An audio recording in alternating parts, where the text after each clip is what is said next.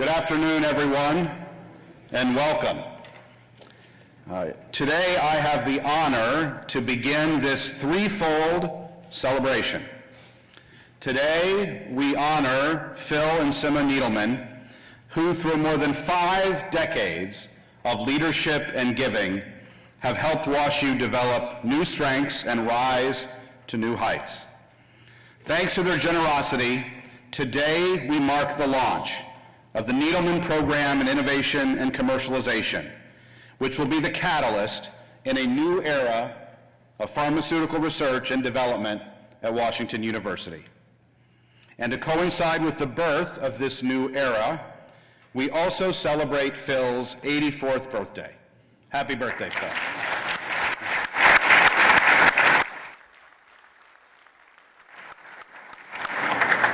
Though Sima can't join us today, she deserves our thanks for being the reason Phil is here. By his own account, 17-year-old Phil wasn't much of a student until he met 16-year-old Sima, a brilliant girl whose father was a pharmacist and who said that she would never marry one. So Phil went one better and became a pharmacologist, the person who discovers the drugs that the pharmacists prescribe. Phil met someone who brought out his best, and the rest of the world, including Washington University, is grateful for that. We are all richer for knowing Sima and Phil, and we can't think about one without the other. What an inspirational couple the two of them are. The Needlemans have been part of WashU since 1964, when Phil arrived as a postdoctoral fellow here in the School of Medicine. In short order, he became a professor in the Department of Pharmacology and later the chair. Under Phil's leadership, the department developed new opportunities for students to get hands-on lab experience, and they launched a master's program. Meanwhile, Sima earned a master's in the Brown School of Social Work, beginning her career as a medical social worker and her decades-long engagement with the Brown School. When Phil left his faculty role to become chief scientist at Monsanto, their engagement with WashU continued and even deepened, and in 2002, Phil joined the Board of Trustees. Phil's achievements in industry need no introduction. Among many advances, he pioneered the development of Celebrex, an anti-arthritis drug that broke industry records and has improved the lives of millions of people. Phil and Sima's generosity has long shaped WashU's School of Medicine in positive ways, for example, by establishing the Philip and Sima Needleman Center for Autophagy Therapeutics and Research, as well as the Philip and Sima Needleman Center for Neurometabolism and Axonal Therapeutics. Their generosity continues to transform the school today, with the launch of the Needleman Program in Innovation and Commercialization. This program will foster drug development through the critical passage between initial development and regulatory approval, helping the university attract and retain visionary faculty. Phil and Sima's latest gift takes pharmaceutical development and Washington University to the next level. Phil, you continue to transform WashU for the better. Thank you for letting us celebrate 2 birthdays today, yours and the birthday of the Needleman Program in Innovation and Commercialization. Now I'd like to give the floor to someone who will speak to the unique strengths of this new program, my colleague David Perlmutter, Executive Vice Chancellor for Medical Affairs, and the George and Carol Bauer Dean of the School of Medicine. David.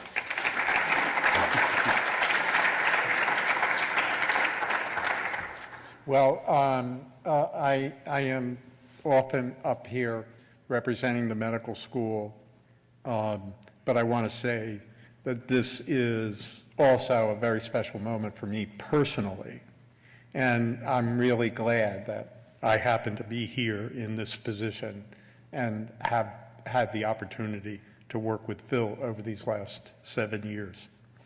I want to welcome all of you, Phil's friends and colleagues, his many, many fans, his mentees, as we all are, and also especially recognize Larry, his son, who's here with us, and his other friends who are also sending their well wishes through streaming live.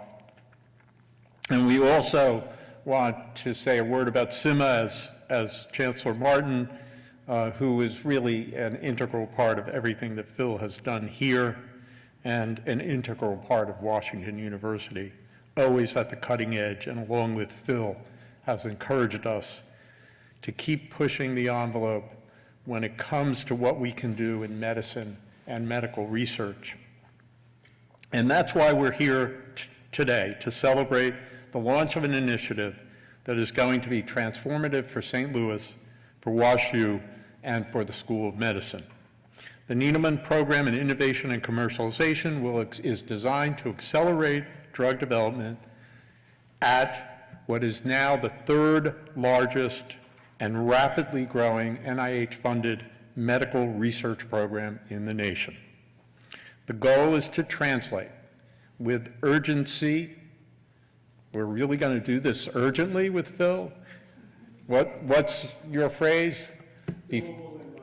In my lifetime. And great focus. The groundbreaking science that is done at WashU transformed into new drugs and therapeutic approaches in the best of the tradition of his own personal career. As you know, we've been growing, and our trajectory promises continued growth. Over the next 2 years, we will be adding 40% more assignable lab space, including a new neuroscience research building opening this summer that will be the largest neuroscience facility in the nation. The building is also strategically located next to the Cortex District, and it is our vision that it become an engine not just for great science, but for science that is translated into new therapies, new diagnostics, new devices and tools, and new companies that live in the Cortex District. And this is why the new Needleman program is both timely and visionary. We often use that word visionary to describe philanthropic gifts, but there are few that match this one in conceptualization and scope. The program will undoubtedly cement and enhance our stellar reputation as a research institution, but its real impact will be more transformational.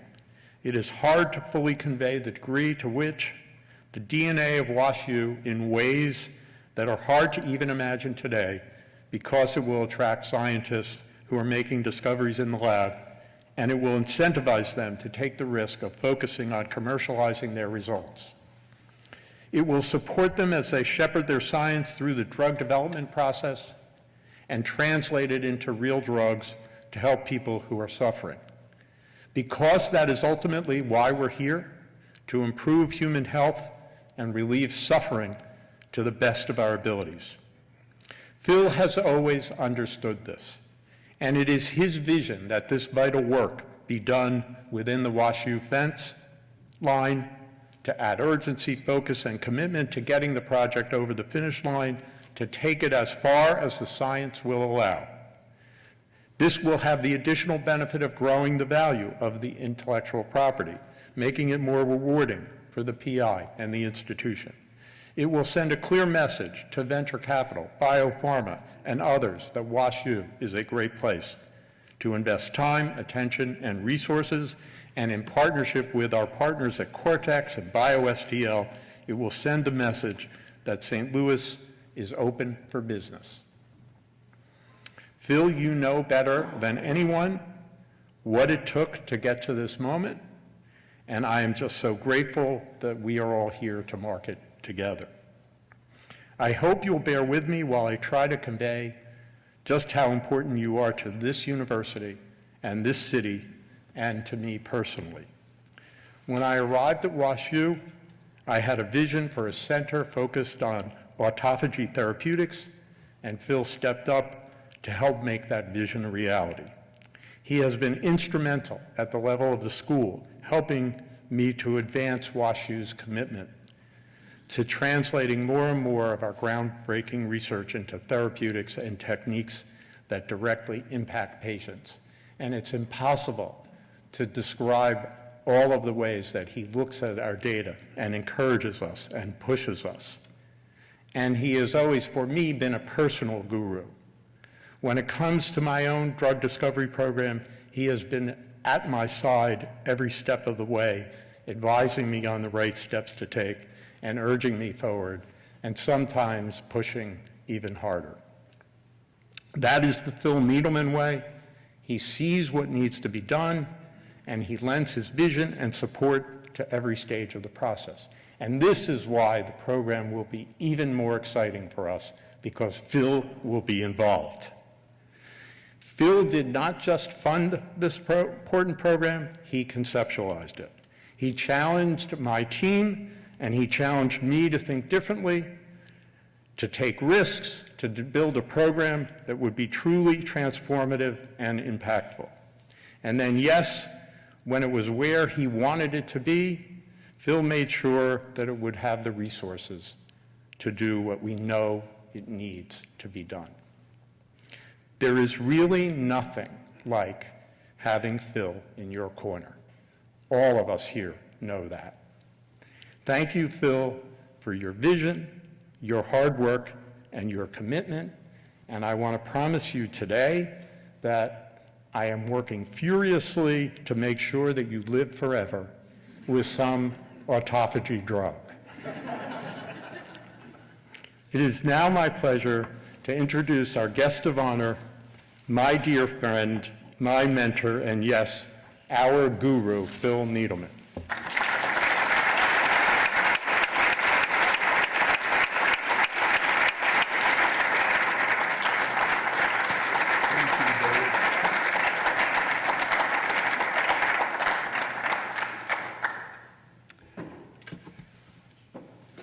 Thank you for remembering, Sima. David sent me a note, and it said,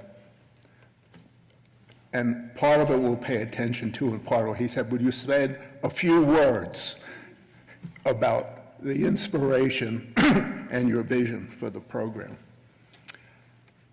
Now, 84, some people think that age is wisdom. That's not really likely. I think the arrows in the quiver are experience. And what is the experience? It's opportunities. It's the environment and the institution. And part of why it's at Washington U is that. It's very much the people, the colleagues, the students, the teachers, the collaborators, the mentors, and the role model. So I'm going to skip through some of my experiences and point out the people and my experience that leads us to this event. So the first stop, of course, is Sima. And Sima, those who know her, I mean, she changed a street thug into maybe something else. She was smart, she was special, she was Ruth in the Bible, and she was willing for us to do anything to go forward. And you know, we were 16 and then 17, we were clueless about marriage and careers, and to have gone through all our development in the 60 years, that was a special experience. And yes, you may not know, I wasn't even thinking about going to college until I met Sima. She was #1 in an accelerated junior high school and a special student, that she was bright and she did everything. So my mother was one of these parents who paid off the admissions committee, and they automatically took siblings.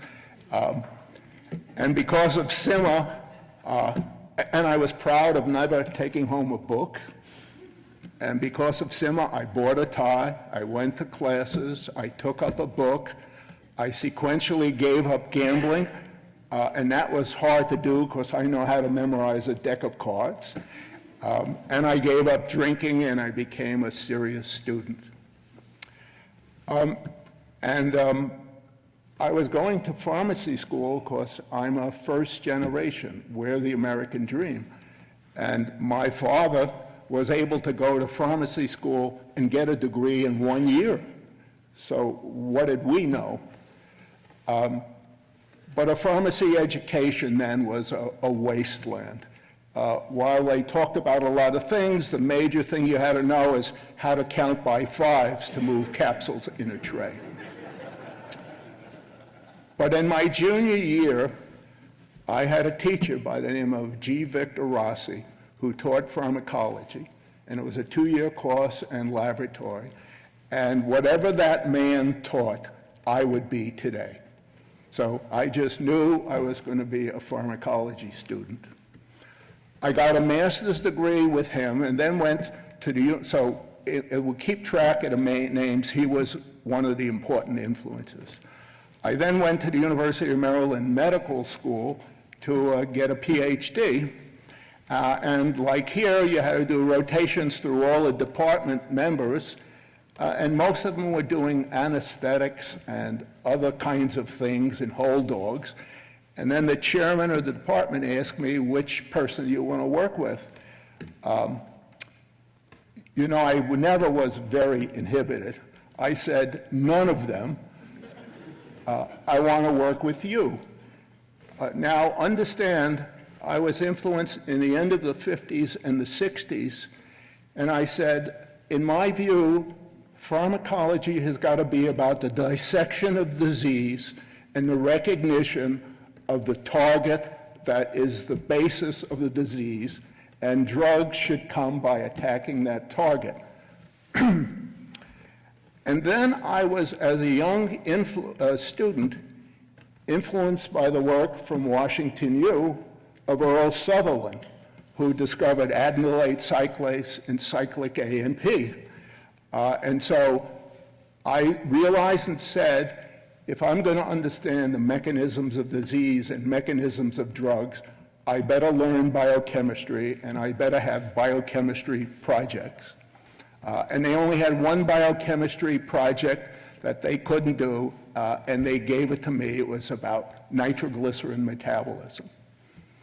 So then I was ready for a postdoc, and I wanted to learn a lot more biochemistry. And fortunately, it was recommended for me to come to Washington University and become a postdoctoral fellow in Ollie Lowry's laboratory. And Ollie was the next really important role model. Not only were his elegant methods, which preceded PCR, but he had ways of amplification by thousands and 10,000 folds the levels of metabolite in nervous system tissue. So he trained me with great discipline and great rigor about really solid biochemistry, well validated, and his methods were hypnotic. So it was very powerful training. Now, somewhere about that time, I think Ollie lost a faculty member, Bruce Breckenridge, who was recruited to become the head of a pharmacology, and I think he was thinking about me because I was a good teacher and they needed someone to teach mercurial diuretics. So Ollie came. I had done a 2-year and a 3-year postdoc, and I had an advanced research fellowship from the American Heart. And Ollie was giving up cigarette smoking then, and the way he coped with it is he chewed Kleenex. So when he spoke to you, it was mumbles. And he said, Phil, we'd like to offer you a job. We'll offer you instructor. We'll offer you $10,000 or $11,000 a pittance. There's no seed money, and the laboratory will have is an old stock room left over from Jack Strominger, which is radioactive. So I looked around for other jobs, and you know, I'm not too slow on the trigger. I had a nice possible offer at UC San Diego, as they're just building the new medical school, and a lot of other places. But then I had an offer from Michigan State University, which is building a new medical complex. It was a new department, a new building. I would get to design my own 1,500 feet of space, fully equipped, no teaching for 2 years, and he was going to introduce me to Duffy Dowerday and get me seats on the 50-yard line for the Michigan State game. Most important, they knew that Simmer kept kosher, and he arranged for Greyhound buses to come from Detroit through East Lansing, so we got kosher meat once a week. So I returned to St. Louis, and I told my colleagues, well, I'm going to East Lansing. And some of them threw a tantrum, and they went to see Ollie, and Ollie came to me. He took out his tissue. He said, I want to offer you assistant professor. I didn't care. He offered me no seed money, that crummy laboratory, and the same salary, and put his hand on my shoulder, and he said, I want you to stay. It changed my life. You understand? You know, I'm actually a very emotional person. I knew Washington U was the dream place. And I knew, and I continue to know, that there's no limitation for a scientist about what they could achieve, depending upon how they worked. So I went to work. My career actually, right away, I learned how much I liked teaching medical students and connecting with them and how important it was. But my laboratory and my research had a very slow start because I was so hypnotized by the Lowry method. I spent a year or two finding problems to plug into methods. And I wrote a paper, and it was rejected journal after journal, and finally accepted in a terrible journal, Archives of International Pharmacodynamics. So I thought about it and threw out all the tools. And I said, from now on, I'm going to solve problems and find the methods that I need. And so I turned back to the nitroglycerin problem. And you know, you're starting out a laboratory all alone. I got a little NIH $15,000 grant. After a while, I got my first technician. After a while, my first graduate student, my first postdoc, Gene Johnson. And we really started to go to work. And we studied and characterized an enzyme that was so rapid in the metabolism of nitroglycerin, and actually with the help of surgeons, we were able to demonstrate that the drug could never pass the liver if taken orally. We discovered first-pass kinetics, which is a very important concept. By the way, the Navy uses, the Polaris missile uses nitroglycerin. And then they got in touch for our methods because they had an explosion and they needed detection. And I agreed to help them, but I wanted all of their missile fuels. And they came in a big truck with red barrels, and we had all of these different compounds. And indeed, by the way, nitroglycerin under the tongue works rapidly, it lasts 30 seconds.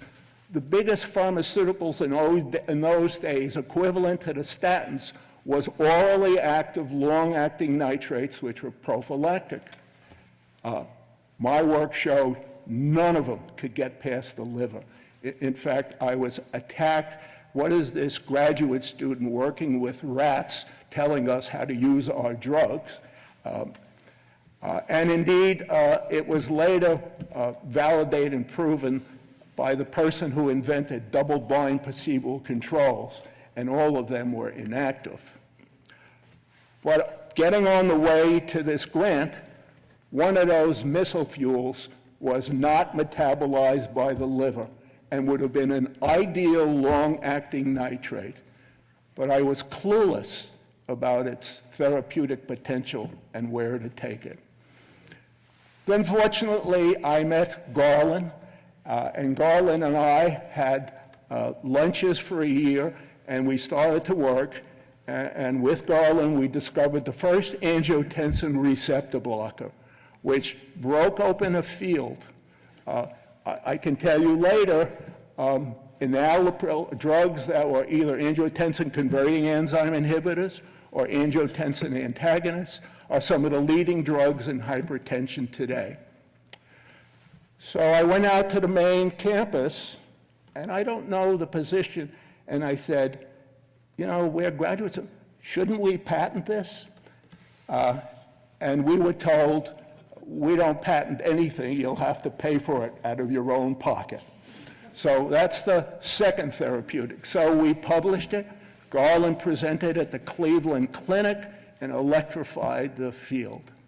Now, when we had the antagonist, we filled the blackboard and we saw it was a platform, and that's another concept that's important. And we looked for other possible places to take our inhibitors, and there was the discovery that angiotensin released prostaglandin, and that was the beginning of the prostaglandin research. I went to work with John Vane. I worked with him 72 and 75, and actually did work with him and Bengt Samuelson, who went on to win the Nobel Prize in the area. And we discovered the first thromboxane synthetase inhibitor. But I didn't know the target, and it was another drug candidate that was sitting on the vine. You see, then I'll pause. Our research was going pretty well. I think pretty much under the, let me stop. I'm going to get this to a few minutes, David. I'm going to stop and talk about environment. The young scientists, the young clinicians who are starting a laboratory. There were several inventions that Roy Vagelos did that really, yes, Roy, I'll take care of it.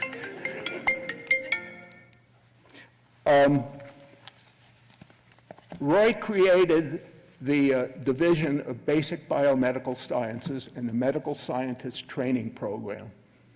This attracted so many bright and special students into the laboratories, and it was especially important for young investigators. And that on top of the very important influence of Dave Kipnis. So Dave, as the head of medicine, knew everybody's research everywhere.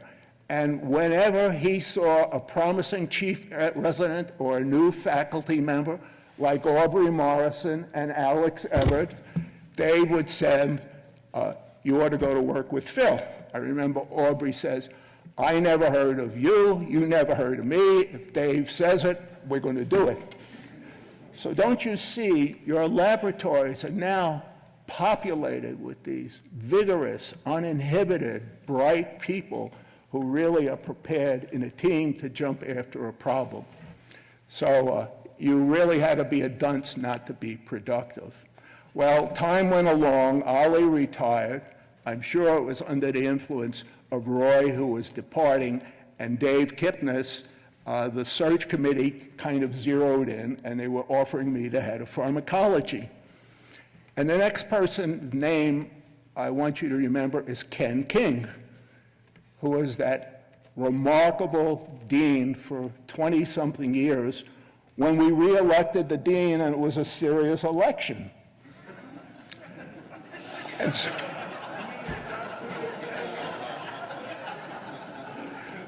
a few people in the front row are cringing.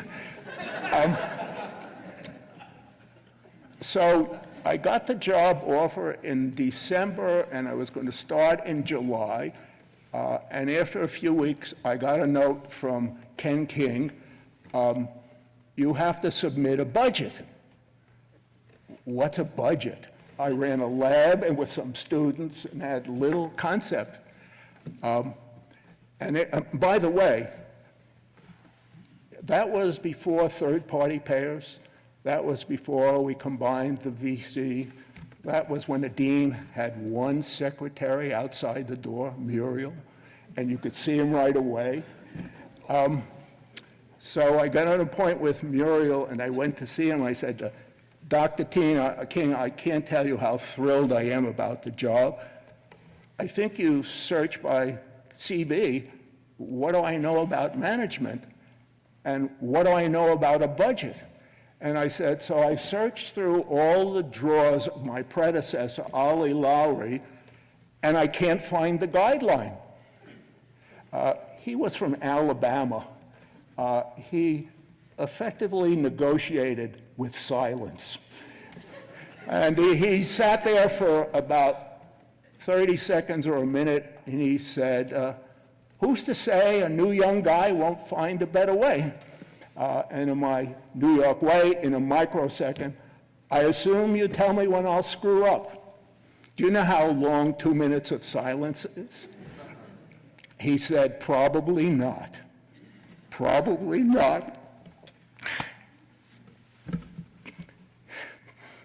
So for 13 years, that was the relationship that you could have and the support. And he even created discretionary funds and gave us latitude. And we could recruit and build a department of wonderful, smart people. Some of them here, Doug and Jean and Aubrey and others. We would have 3 noon seminars a week, and once would be a research seminar, and the other 2 were journal clubs. And you had to talk on the journal clubs about people, about projects that were not in your field, and graduate students saw the head of the department as dumb as they are. And it became a great debating society. And for 13 years, we really learned enormously from each other. Now,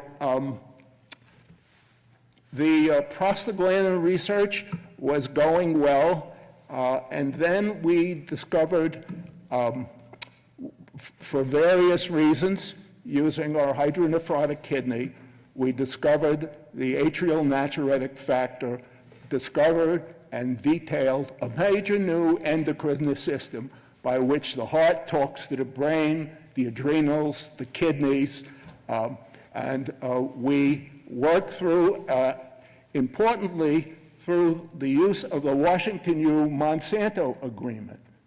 And understand, we had 2 or 3 NIH grants in prostaglandins.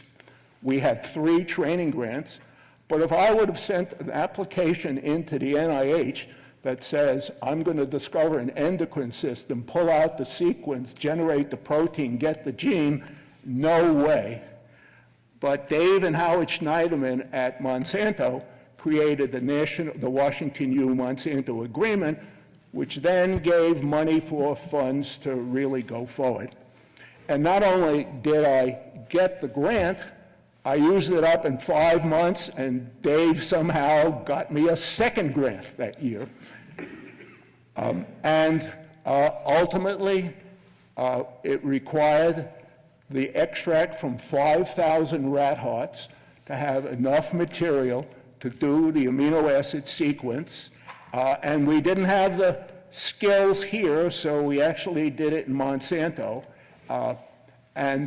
We patented, and the other thing, the other lesson on the way to here was Monsanto would write the patents. All they had was the first right of refusal. We're clueless about how to do patents and how to do a patent state with picket fence another thing to think about in a center.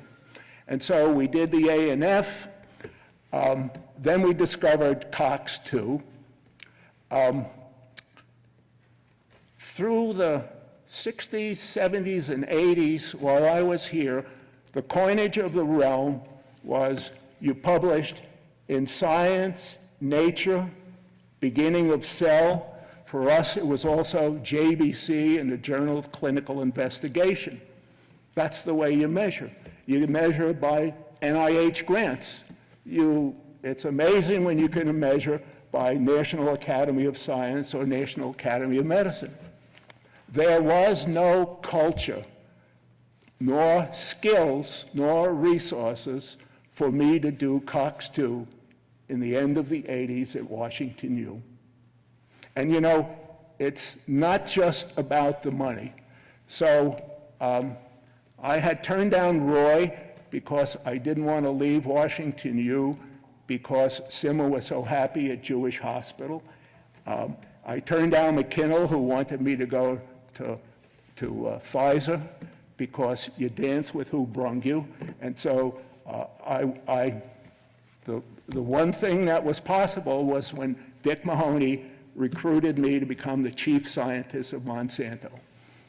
And Dick is, at the time, he was one of the 10 people on Business Week as the toughest bosses in industry. He was a pleasure to work with.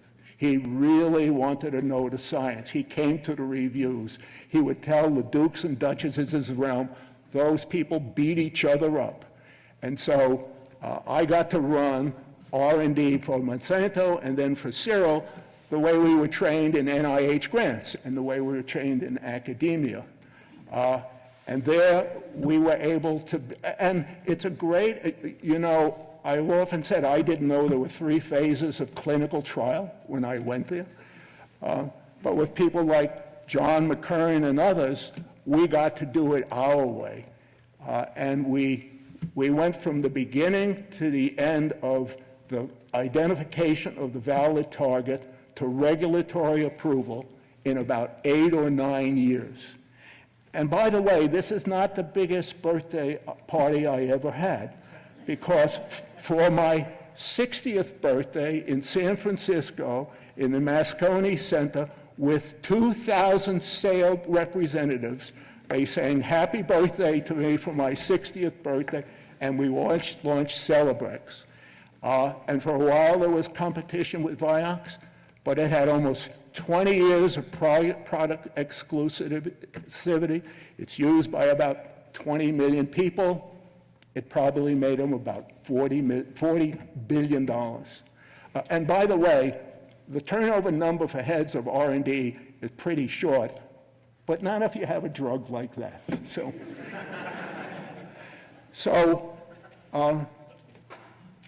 I didn't want to go to Pfizer and didn't want to leave. I knew I had learned a lot of therapeutic opportunities that stayed on the vine. I knew how special Washington University was. I saw the power of centers and of big groups, and we were always enormously grateful for Washington U and the people. And so we became enamored with bringing together special people like Jeff Gordon and Jeff Miliband and Aaron D'Antonio, which were centers working in problems that were bigger than an individual could get. It had a level of risks. You didn't want them spending their lives writing grants and new grants, and you really wanted them to attract a more powerful team. And the concept of centers really, I think it actually supersedes where we got to with having departments and even a division, but what you could do in centers. So the Autophagy Center, first with Skip David and David, I don't want to inflate David's ego, but he's one of the best at his position I've ever seen. And you might see him as an administrator or hassling with hospitals and all the things he has to do. But really committed to good science. This is a guy who has NIH grants. He hides away on Saturdays and reviews the literature. I see the power in that center who brought over so many people and then created RFPs to move it forward. So centers really made sense. Now it was time to think about how else we could show our gratitude and make an impact. And actually, David and I started to talk about this over a bagel before the pandemic. So it would be comforting, and I know other areas of science I'd like to bet on. But what was lacking, there's no place better than Washington U that could do the science that will find the target, that smoking gun of the disease. You got to be lucky to find a tool or an antibody or a gene. And there's simply not going to be NIH funds, and there's not going to be VC funds. That's the famous valley of death. And so what's really needed is not just the funds big time, but it's the experience and outside people to really push it forward in a timely way. So with Greg and with Dedrick and with people with OTM and others, and with David patiently watching in the wings, we really went after the whole system. So this is the valley of death when people have made and validated a target and may have a tool or not. But there's got to be a feeder crop. And here there's the Center of Drug Development, the Office of Technology Management, which I would change the name to Office of Technology Enhancement.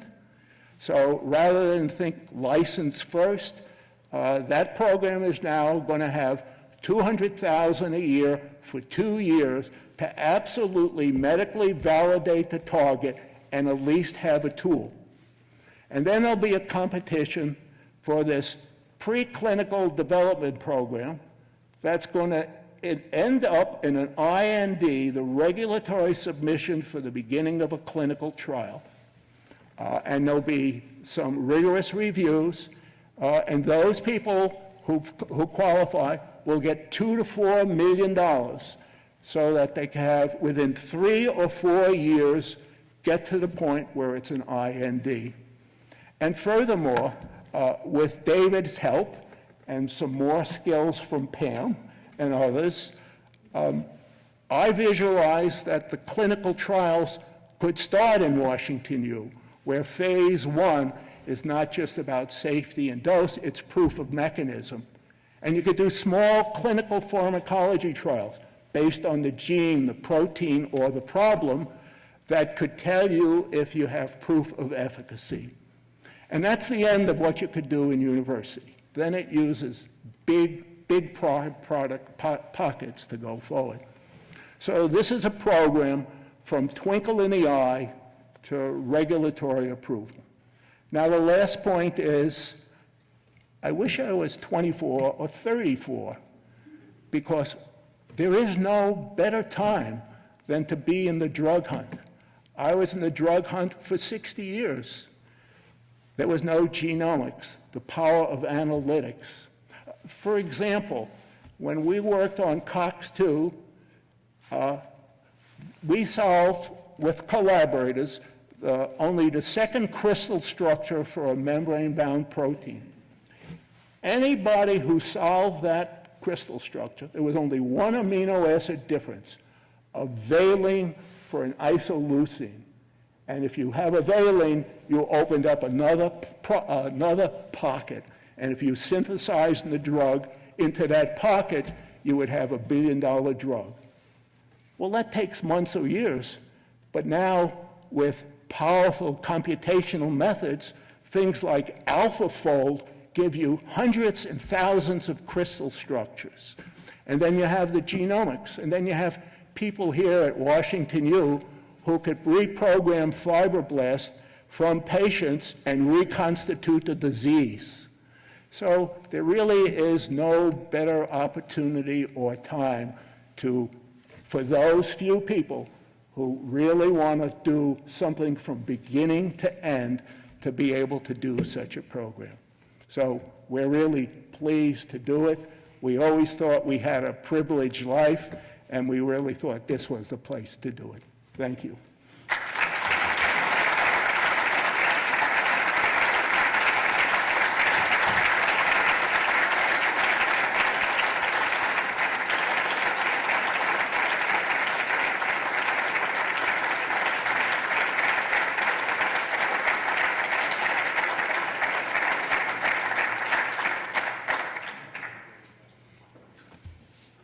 Thank you, Phil.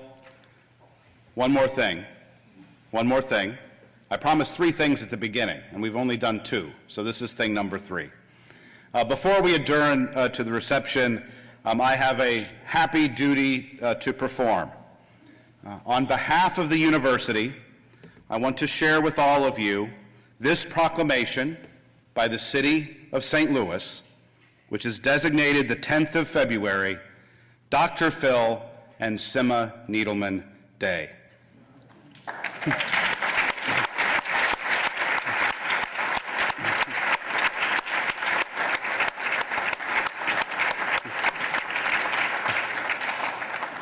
Phil, this is in honor of all that you and Sima have done, not only for this university, but also for the city of St. Louis. My heartiest congratulations.